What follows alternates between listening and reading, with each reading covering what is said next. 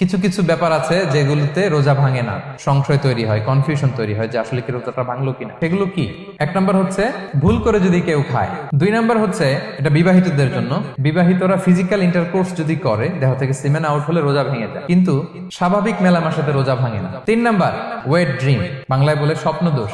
ঘুমের মধ্যে এমন কিছু দেখলেন ফলে আপনার সিমেন আউট হলো, আপনার রোজা ভাঙবে না, শুধু আপনি ঘুম থেকে উঠে ফরজ গোসলটা করে নিলেই হবে। চার নাম্বার হচ্ছে ব্লাড টেস্ট, ব্লাড টেস্ট করলে রোজা ভাঙে না। পাঁচ নাম্বার হচ্ছে অনিচ্ছাকৃত বমি। ছয় নম্বরে নোজ ব্লিডিং, নাক দিয়ে রক্ত ঝরলে মানুষের রোজা ভাঙে না, আনলেস যদি অনেক বেশি অ্যামাউন্টের হয়, আপনি ক্লান্ত হয়ে পড়েন, তখন তো আপনি রোজা ভাঙতে পারেন। সাত নাম্বার রোজা রেখে দাঁত ফেলতে পারবো কিনা, দাঁত ফেললে যে রক্ত বেরোয় এতে রোজা ভাঙে না। আট নাম্বারটা হচ্ছে ইনজেকশন, রোজা রেখে ইনজেকশন দেওয়া যাবে কিনা। কিছু কিছু ইনজেকশন দেওয়া যাবে, কিছু কিছু দেওয়া যাবে না। কোনগুলো দেওয়া যাবে না?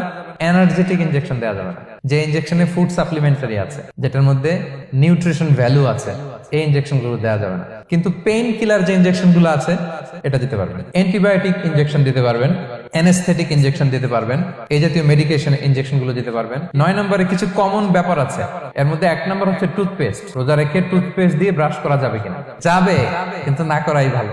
আই ড্রপ দেওয়া যাবে। এরপরে ডায়াবেটিক পেশেন্ট যারা আছে তারা ইনসুলিন দিতে পারবেন, এত রোজা ভাঙে।